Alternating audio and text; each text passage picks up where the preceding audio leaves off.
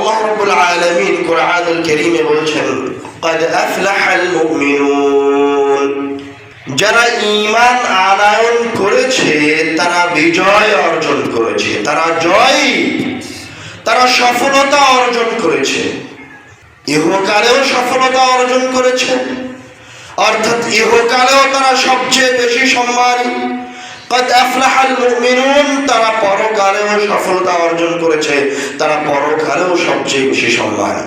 তো এখন প্রশ্ন হচ্ছে এই আয়াতের উপরে যে দুনিয়াবি জীবনে কেউ ঈমান আনলেই কি সে শ্রেষ্ঠ হয়ে গেল, সে সম্মানিত হয়ে গেল, সে ক্ষমতাবান হয়ে গেল?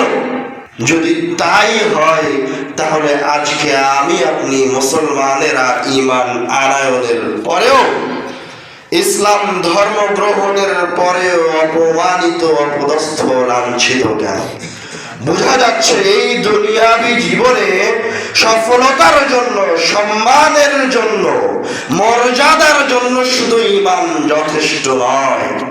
আল্লাহ রাব্বুল আলামিন ঈমানের সাথে আরো কতগুলি জিনিসকে জড়িয়ে দিয়েছেন, সফলতার, সম্মানের এবং মর্যাদার জন্য, ক্ষমতার জন্য। কি? قد أفلح المؤمنون الذين هم لأماناتهم وعهدهم راعون। ওরাই প্রকৃত সফল, ওই মুমিনেরাই দুনিয়াতেও সফলতা অর্জন করবে, সম্মানিত হবে।